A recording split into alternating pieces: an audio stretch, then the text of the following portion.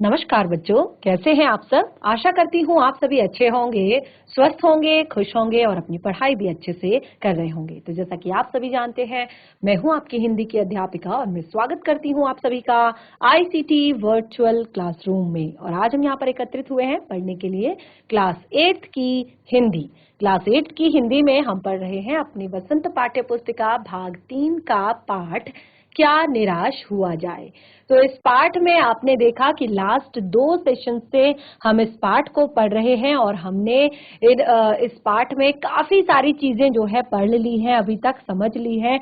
बहुत सारी चीजें यहाँ पर हमें बताई गई हैं और किस किस तरह से आप देखेंगे कि यहाँ पर जो इस पाठ के लेखक हैं हजारी प्रसाद द्विवेदी जी, उन्होंने हमारे समाज की जो एक सच्चाई है या समाज का जो एक नया ही जो रूप है वो हमें यहाँ पर दिखाया है। और देखिए, लेकिन उसमें कहा है कि इन सभी चीजों के बीच, यानी कि समाज काफी ज्यादा चेंज हो रहा है, बदल रहा है, ये वो भारत नहीं रहा जिसका सपना हमारे महापुरुषों ने देखा था।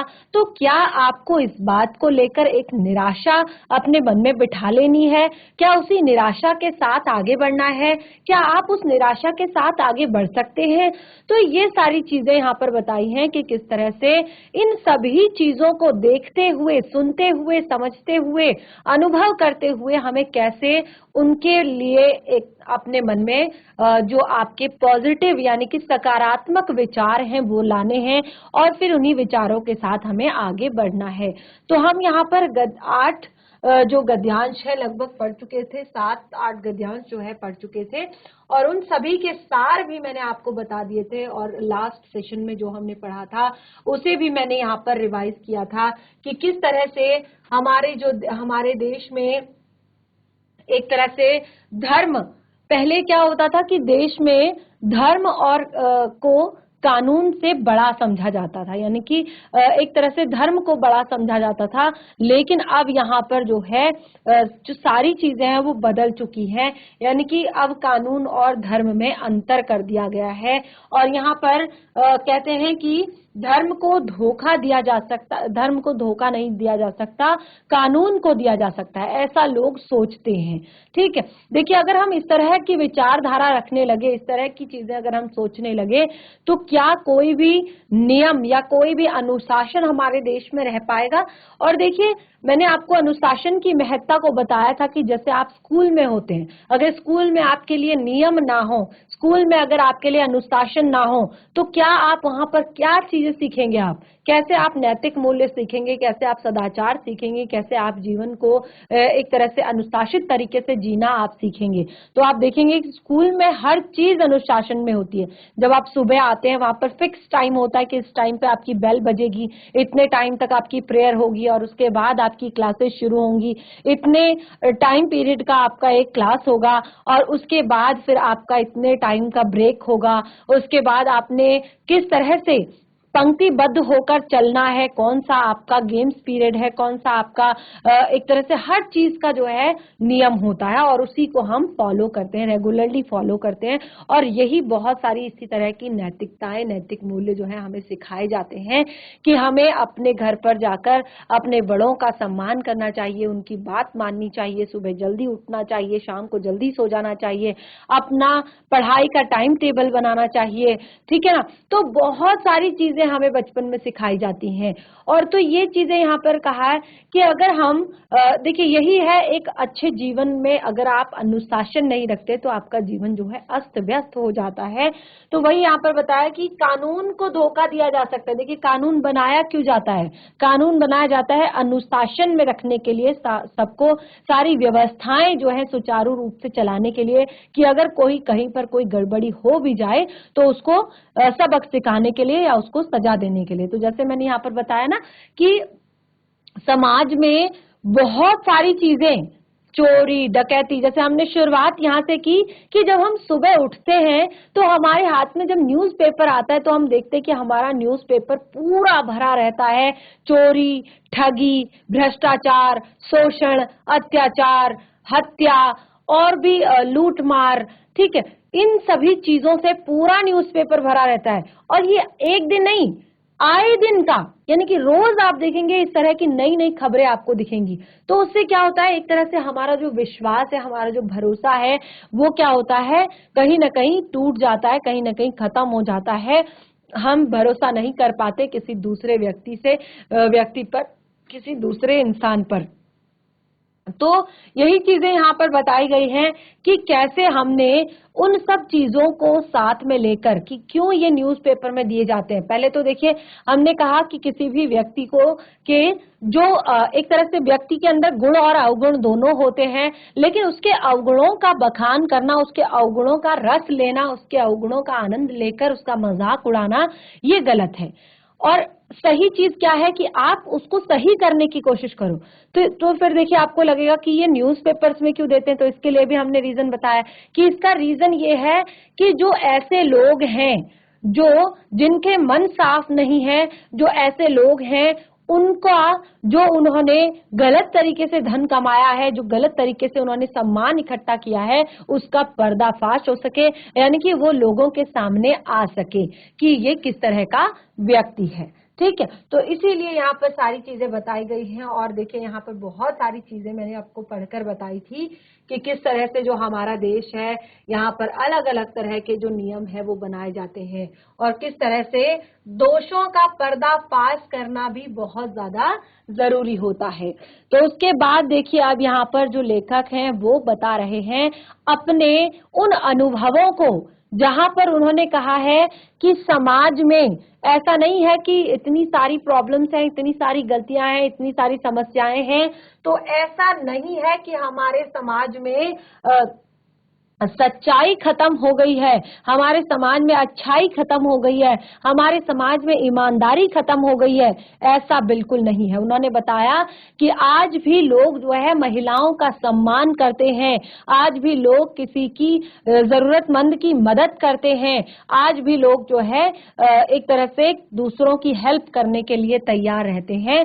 तो किस तरह के दो अनुभव उनको अपने जीवन में हुए, बहुत ही इंटरेस्टिंग से, बहुत ही मजेदार से अनुभव उन्होंने बताए हैं। तो इनको यहाँ पर इसको हम पढ़ लेते हैं कि आप अपनी पाठ्य पुस्तिका से इस चैप्टर को एक बार घर पर पढ़ें। ठीक है, तो ये सारी चीजें देखिए, मैंने यहाँ पर पूरी आपकी पाठ्य पुस्तिका से भी ये सारी चीजें निकाली हैं, ये सारी चीजें हमने यहाँ पर रखी हुई हैं। तो अगर आप चाहें तो इनको आप अपनी पाठ्य पुस्तिका से भी पढ़ सकते हैं। तो देखिए, लेखक यहाँ पर एक बार का जिक्र कर रहे हैं, एक बार का अनुभव बता रहे हैं अपना कि किस तरह का अनुभव उनका रहा। तो रीडिंग करेगा कोई बच्चा यहाँ पर? हैंड रेज करेंगे। तो देखिए, यहाँ पर हम लेखक के द्वारा जो उनको जीवन में अनुभव हुए इस बात के, तो देखिए हम शुरू करते हैं। जिस तरह से उन्होंने कहा कि आज भी समाज में जो ईमानदारी है, जो सच्चाई है, जो महिलाओं का सम्मान है, वो कहीं ना कहीं जो है शेष है, यानी कि बहुत कम जरूर हो गई है ये सारी चीजें, लेकिन खत्म बिल्कुल भी नहीं हुई हैं। तो उसी के उदाहरण उन्होंने दिए हैं, और ये यहाँ पर ये इस बात का प्रूफ है, यानी कि ये इस बात का उदाहरण यहाँ पर दिया गया है कि इससे आपको निराश होने की जरूरत नहीं है, यानी कि आपने इन चीजों को बढ़ावा देना है, ना कि निराश होकर बैठ जाना है कि अब हमसे क्या होगा, अब मुझसे क्या होगा, या मेरे करने से क्या होगा, ये सोचकर निराश होकर, हताश होकर बैठने की जरूरत नहीं है। आपको इन चीजों को बढ़ावा देना है। समाज में लोगों का विश्वास, लोगों का भरोसा, लोगों का दूसरों की मदद करने के लिए तैयार होना, महिलाओं की का सम्मान करना, महिलाओं के लिए कार्य करना, इन सारी चीजों के लिए यहाँ पर इन चीजों को बढ़ावा देने के लिए ही उन्होंने अपने ये उदाहरण जो है यहाँ पर 2 सेट किए हैं। तो वो कहते हैं,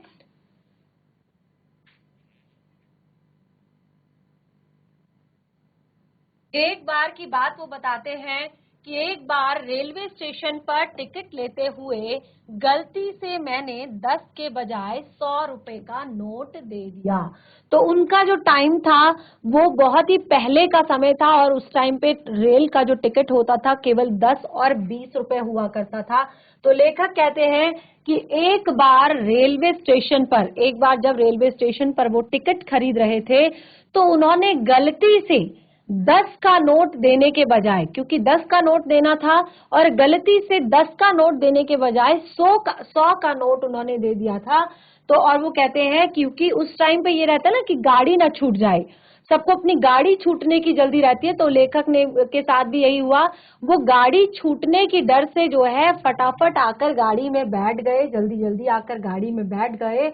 और थोड़ी देर में टिकट बाबू, थोड़ी देर में क्या हुआ कि जब वो दौड़ दौड़ कर आकर गाड़ी में बैठ गए, तो थोड़ी देर में जो टिकट बाबू थे वो सेकंड क्लास के डब्बे में हर आदमी का चेहरा पहचानता हुआ उपस्थित हुआ। जो सेकंड क्लास का डब्बा था उसमें हर आदमी का चेहरा पहचानता हुआ, ऐसा लग रहा था मानो किसी को ढूंढ रहे हैं, ऐसे वो वहां पर पहुंचे और फिर उन्होंने मुझे पहचान लिया। लेखक कहते हैं कि उन्होंने मुझे पहचान लिया और बड़ी विनम्रता के साथ मेरे हाथ में 90 रुपए रख दिए और बोला कि यह बहुत गलती हो गई थी, आपने भी नहीं देखा और मैंने भी नहीं देखा। वो कह रहे हैं कि एक ये बहुत बड़ी गलती, एक मिस्टेक हो गई थी। देखिए 90 रुपए, यानी कि जो 10 रुपए का किराया था तो इंसान 10 बार उसमें यात्रा कर सकता था 100 रुपए के नोट में। तो वो कहते हैं कि 90 रुपए लेकर वो बिल्कुल टिकट जो बाबू थे वो हर एक व्यक्ति को पहचानने की कोशिश कर रहे थे और वो कहते हैं कि उन्होंने जैसे मुझे पहचान लिया और उनके हाथ में 90 रुपए रख दिए और उनके चेहरे पर विचित्र संतोष की गरिमा थी और मैं चकित रह गया। और देखिए आप इस चीज को नोटिस कीजिएगा, इस चीज को आप सोचिएगा कि जब आप किसी की मदद करते हैं ना, जब आप किसी की हेल्प करते हैं, किसी जरूरतमंद की मदद करते हैं, जब आप किसी जो नीडी पर्सन होता है, यानी कि इंसान जिसको कोई चीज की जरूरत हो, या खाने की जरूरत हो, या पानी की जरूरत हो, कपड़े लत्ते की जरूरत हो, या पैसे की जरूरत हो, या फिर आपकी किसी भी तरह की किसी हेल्प की जरूरत हो, तो अगर आप उसकी दिल से हेल्प करते हैं ना, दिल से अगर आप उसकी मदद करते हैं तो आपको बहुत अच्छा फील होता है, बहुत अच्छा लगता है, बहुत सुकून आपको फील होता है। तो यहाँ पर एक तरह से उस जो टिकट बाबू थे, जब उन्होंने पैसे लौटाए लेखक को, तो लेखक कहते हैं मैंने उनके चेहरे पर एक संतोष का भाव देखा, एक सेटिस्फेक्शन देखा कि हाँ, मेरी वजह से कोई भी आदमी परेशान नहीं हुआ। यानी कि जो मेरा कर्तव्य था कि अगर उसने 100 रुपए चाहे जानबूझकर दिए हैं, चाहे गलती से दिए हैं, तो मुझे उसके 90 रुपए लौटाने हैं और मैंने वो अपना कर्तव्य पूर्ण किया।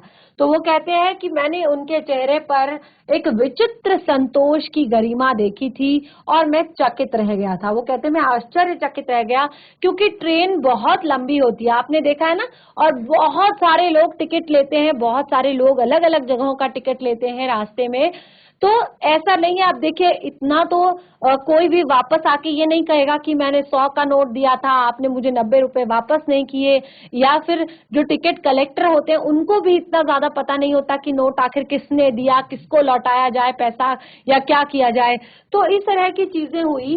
तो लेकिन ऐसे समय में भी अपनी ईमानदारी, अपनी सच्चाई का परिचय देते हुए उन्होंने किस तरह से उनके जो पैसे हैं वो लौटाए, उनके पैसे उन्हें दिए। तो वो कहते हैं कि कैसे कहूं कि दुनिया से सच्चाई और ईमानदारी लुप्त हो गई है। तो अपने इस पाठ में वो यही बताने की कोशिश कर रहे हैं कि जिस तरह से समाज से हमारा भरोसा, समाज से हमारा विश्वास जो है हटता जा रहा है, तो यहाँ पर क्या है कि अगर बहुत सारे आप एग्जाम्पल देखेंगे अपने आसपास, बहुत सारे आप उदाहरण देखेंगे, तो आपको कहीं ना कहीं लगेगा कि नहीं, ये सारी चीजें अभी खत्म नहीं हुई हैं, ये सारी चीजें अभी समाप्त नहीं हुई हैं। तो लेखक कहते हैं, तो देखिए कैसे कहूं कि दुनिया से सच्चाई और ईमानदारी लुप्त हो गई है। और वो कहते हैं वैसे ही बहुत सारी अवांछित घटनाएं भी हुई। ठीक है, यानी कि बहुत सारी अनेक अवांछित घटनाएं भी हुई। अवांछित यानी कि जो अनचाहे में हो जाती हैं। ठीक है, जो चाहे अनचाहे हो जाती हैं उन्हें कहते हैं अवांछित। ठीक है, तो अवांछित घटनाएं भी हुई, परंतु यह एक घटना ठगी और वंचना की अनेक घटनाओं से अधिक शक्तिशाली है। वो कहते हैं कि ऐसी और भी बहुत सारी घटनाएं हुई होंगी, बहुत सारी अलग अलग घटनाएं हुई होंगी। कहीं पर चोरी की घटना हुई होगी, कहीं पर ठगी की घटना हुई होगी, कहीं पर कुछ लूट मार या कहीं पर कोई अलग तरह की घटना हुई होगी, लेकिन ये घटना बाकी घटनाओं से जो है क्या है, अलग है।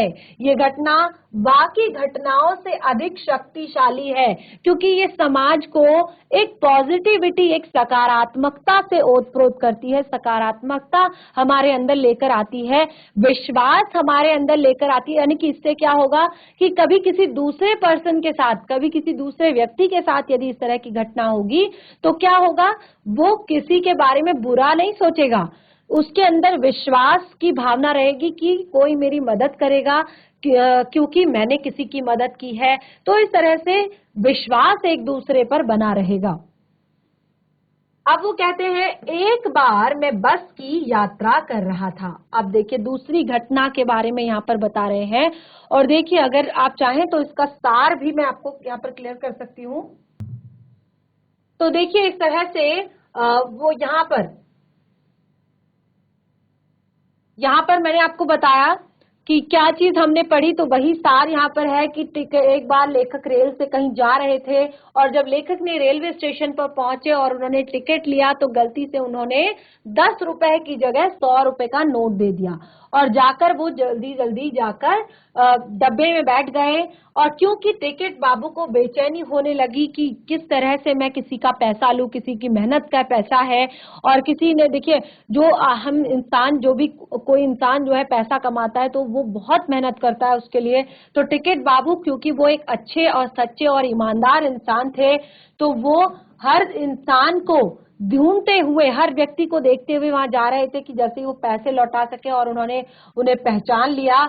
और देखिए उन्होंने जब पहचाना तो उन्होंने उनको 90 रुपए वापस कर दिया, और इससे उन्हें काफी ज्यादा संतोष हुआ। और उन्होंने किसी के पैसे ऐसे नहीं रखे। लेखक समाचार पत्रों में देखते थे तो ऐसा लगता था कि समाज में सच्चाई, ईमानदारी अब कहीं बची नहीं है, लेकिन जो उन्होंने आज देखा उससे लगता है कि ये गुम तो बिल्कुल नहीं हुई है। यानी कि बहुत एक तरह से कम हो गई है, लेकिन गुम नहीं हुई है, खत्म नहीं हुई है सच्चाई और ईमानदारी। तो इस तरह से जो अगला टॉपिक हम पढ़ रहे थे, तो बताते हैं कि एक बार मैं बस में यात्रा कर रहा था। लेखक बताते हैं कि एक बार वो बस की यात्रा कर रहे थे, बस में कहीं जा रहे थे, और वो बताते हैं कि मेरे साथ मेरी पत्नी और 3 बच्चे भी थे। वो कहते हैं कि उनका पूरा परिवार, वो विद फैमिली यानी कि परिवार सहित कहीं जा रहे थे, उनके साथ उनकी पत्नी और उनके 3 बच्चे भी थे। और वो कहते हैं बस में कुछ खराबी थी, और ऐसा लग रहा था, ऐसा फील हो रहा था कि बस में कोई खराबी है। और कई बार वो बस जो है रुक रुक कर चल रही थी। गंतव्य से कोई 8 किलोमीटर पहले ही निर्जन सुनसान स्थान पर बस ने जवाब दे दिया। गंतव्य यानी कि जहां पर उन्होंने पहुंचना था, ठीक है। तो वो अपने पूरे परिवार के साथ, और आपने देखा होगा ना, कहते हैं कि टाइम से निकल जाओ, रास्ते का क्या भरोसा, जब बच्चों के साथ जा रहे हो तो अच्छे से जाना। तो इसी तरह से वो जा रहे थे अपने बच्चों के साथ, अपनी पत्नी के साथ बस में बैठकर। तो उन्होंने देखा कि बस में कुछ खराबी थी, यानी कि बस जो है रेगुलरली, प्रॉपरली नहीं चल रही थी। और उन्होंने क्या देखा कि 8 किलोमीटर पहले ही, जहां पर बस का गंतव्य था, जहां पर बस ने एक तरह से पहुंचना था, जाना था, वहां से 8 किलोमीटर दूर ही पहले ही एक निर्जन यानी कि जहां पर कोई इंसान ना हो, कोई व्यक्ति ना हो, ऐसी जगह पर बस जो है रुक गई। और रात के कोई 10 बजे होंगे, और वो समय था रात के 10 बजे का। रात के 10 बज रहे थे। अब यात्री घबरा गए, और जितने भी यात्री उस बस में थे, क्योंकि वो ऐसी जगह थी जहां पर निर्जन यानी कि कोई भी इंसान नहीं रहता, कोई भी मनुष्य नहीं रहता, जंगल का एरिया था, तो वहां पर जो है बस जब रुक गई तो सारे यात्री जो है बहुत ज्यादा परेशान हो गए, घबरा गए। और देखिए कंडक्टर ने क्या किया उतरकर, जो कंडक्टर था बस का, उसने क्या किया उतरकर, देखिए कंडक्टर उतर गया और एक साइकिल लेकर चलता बना। और कंडक्टर ने तो तुरंत ही क्या की, साइकिल उठाई और पुर हो गया वहां से। ठीक है, अब देखिए लोगों को संदेह हो गया जब उन्होंने देखा कि कंडक्टर ने ना किसी से कुछ कहा, ना किसी की कुछ सुनी, चुपचाप उसने एक साइकिल निकाली और वो साइकिल पर सवार होकर सीधे चला गया। अब लोगों को थोड़ा सा संदेह होने लगा कि कहीं हमें धोखा तो नहीं दिया जा रहा है, यानी कि हमें एक तरह से लूट मार के लिए, पहले के समय में बहुत ज्यादा होती थी इस तरह की चीजें, क्योंकि जो रास्ता होता था बहुत लंबा लंबा होता था, जनसंख्या बहुत ज्यादा नहीं थी, तो ज्यादातर एरिया जो है जंगलों का था, सुनसान जंगल थे, वन थे, रास्ते में निर्जन स्थान थे, और ऐसे में जो डकैती, चोरी आदि चीजें बहुत ज्यादा हुआ करती थी। तो उस समय पर जब बस रुकी तो सभी डर गए और सबको लगा कि हमें धोखा दिया जा रहा है। ठीक है, बस में बैठे लोगों ने तरह तरह की बातें करना शुरू कर दिया। जो बस में लोग बैठे हुए थे, अब देखिए थोड़ी देर तक तो सब चुप थे, लेकिन जब देखा कि कंडक्टर जो है सीधा सीधा निकल गया गाड़ी में साइकिल में बैठकर, तब जो है लोग थोड़ा थोड़ा बातें बनाने लगे, बातें शुरू करने लगे। किसी ने कहा, भाई यहाँ तो डकैती होती है, 2 दिन पहले ही इसी तरह एक बस को लूटा गया था। तो यानी कि अब आपस में, क्योंकि देखिए जो डर होता है ना, डर से, चिंता से हम और ज्यादा डर जाते हैं और फिर और अलग अलग तरह के बहुत बुरे बुरे ख्याल हमें आने लगते हैं। तो बिल्कुल यही यहाँ पर हो रहा था बस के यात्रियों के साथ। जो बस में बैठे हुए लोग थे, अब उन्होंने तरह तरह की बातें करना शुरू कर दिया था। वो कह रहे थे कि यहाँ पर तो डकैती होती है और 2 दिन पहले ही इस तरह की एक बस को लूटा गया है। परिवार सहित में अकेला था। लेखक कहते हैं उस बस में कोई जेंट्स थे, कोई लेडीज थे या कोई बुजुर्ग थे, लेकिन परिवार सहित, फैमिली के साथ मैं अकेला था, जो जिसमें 3 बच्चे थे और 2 पति पत्नी थे। तो वो कहते परिवार सहित मैं अकेला था। बच्चे पानी पानी चिल्ला रहे थे। उन बच्चे जो थे, बच्चों को प्यास लग गई थी, और क्योंकि जब डर होता है तब थोड़ा और गला सूखता है, तो बच्चे पानी पानी चिल्ला रहे थे, पर पानी का कहीं ठिकाना नहीं था और पानी का आसपास दूर दूर तक कोई ठिकाना नहीं था। और लेखक आगे कहते हैं कि ऊपर से आदमियों का डर समा गया था, और ऊपर से हमारे अंदर जिस तरह से लोग बातें कर रहे थे, जिस तरह की लोग एक तरह से यहाँ पर घटनाएं बता रहे थे, तो उससे वो कहते हैं कि हमारे अंदर जो है डर समा गया था, हम काफी ज्यादा डर गए थे। तो कुछ इस तरह की स्थिति वहां पर हो रही थी। देखिए बहुत सारे लोग हैं, बस से सारे लोग उतर चुके हैं, लेकिन कंडक्टर ने क्या किया, साइकिल निकाली फटाफट और वो वहां से चलता बना, वो वहां से सीधा निकल गया। अब देखिए आगे देखते हैं ऐसा क्यों हुआ। तो वो कहते हैं कुछ नौजवानों ने, लेखक कहते हैं कि कुछ नौजवानों ने ड्राइवर को पकड़कर मारने पीटने का हिसाब बनाया। अब देखिए जो नौजवान थे, और खास तौर पर आपने देखा होगा कि जहां पर लड़के होते हैं, बॉयज होते हैं, तो वहां का माहौल थोड़ा गर्म रहता है हमेशा। वो हमेशा एक तरह से इस तरह के होते हैं कि कुछ भी करने को तैयार होते हैं। तो वो कहते हैं कि जो बस में नौजवान थे, अब उन्होंने ड्राइवर को पीटने का, ड्राइवर को मारने पीटने का हिसाब बनाया। उन्होंने सोचा कि अब ड्राइवर की पिटाई की जाए, क्योंकि अब कोई ऑप्शन नहीं है हमारे पास, तो इसकी पिटाई अगर होगी तो यही कुछ करेगा। ड्राइवर के चेहरे की हवाइयां उड़ने लगी। अब बेचारा वो अकेला था, क्योंकि कंडक्टर वहां से जा चुका था, तो ड्राइवर अकेला था। उसको लग रहा था कि अगर पीटने पे आए तो सारे मुझ पर चढ़ जाएंगे, यानी कि फिर मैं तो खत्म। लोगों ने उसे पकड़ लिया। अब जो जितने भी लोग थे सबने मिलकर ड्राइवर को पकड़ लिया।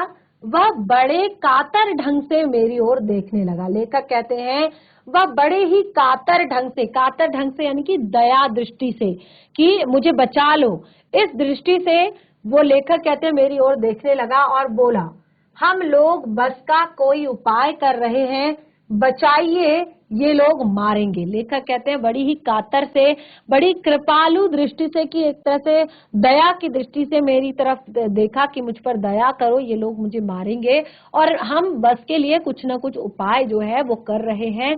तो इस तरह से वो कहते हैं डर तो मेरे मन में भी था। देखिए लेखक कहते हैं कि डर तो मेरे मन में भी था, क्योंकि बाकी सब तो सिंगल से थे, कोई बुजुर्ग था, कोई लड़का था, कोई नौजवान था, कोई आदमी था, लेकिन मैं फैमिली के साथ मैं केवल अकेला था, तो सबसे ज्यादा डर अंदर से मुझे लगा हुआ था, डरा हुआ तो मैं भी था। पर वो कहते हैं कि उसकी कातर मुद्रा, जो उसकी करुण जो कातर मुद्रा जो उसने बनाई, उसको देखकर मैंने यात्रियों को समझाया। तो लेखक कहते हैं उसकी उस कातर मुद्रा को देखकर